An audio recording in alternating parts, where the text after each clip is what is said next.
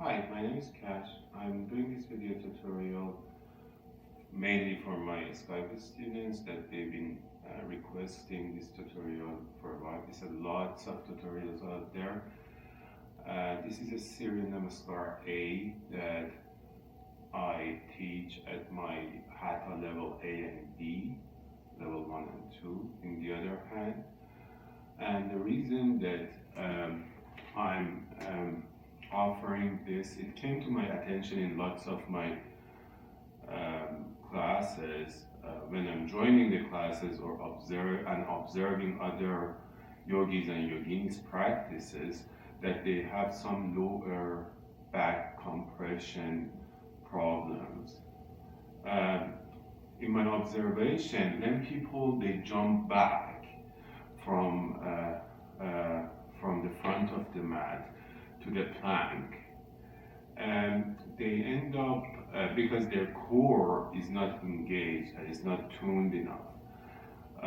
They end up with some vibrations around the lower part of their spine that is not healthy and is not going to create a long-lasting practice for them.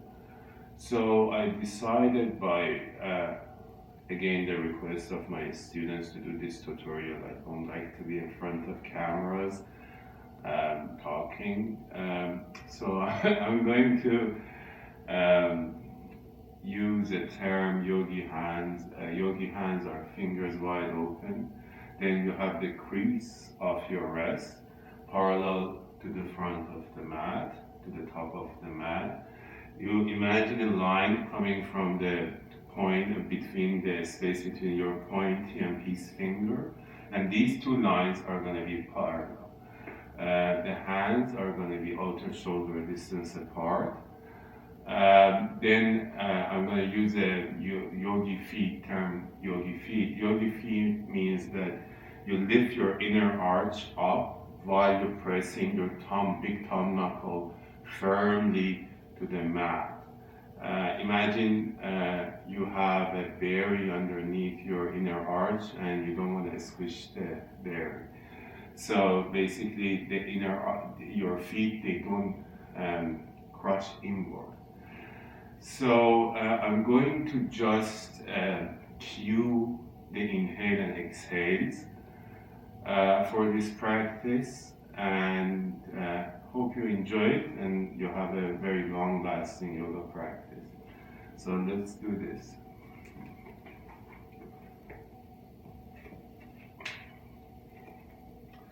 So you're going to have your yogi feet parallel and hip distance apart, or if you practice in different type of yoga, feel free to bring the toes together and heels slightly apart, like I call it like half closed fist almost. So inhale to rise up, gaze up. Exhale, fold over your leg. Inhale, hands to shin. Exhale, yogi hands, step to the downward facing dog. Inhale, exhale, come on your tippy toes, bring the weight forward, forward, forward, while you're still exhaling, knee down, your shoulders are passing your wrist line, then chin, chest, slide all over, all on your mat. Now your hands, yogi hands, they're gonna end up beside your rib cage. So inhale to baby cobra, exhale, yogi hands firmly to the mat to child pose.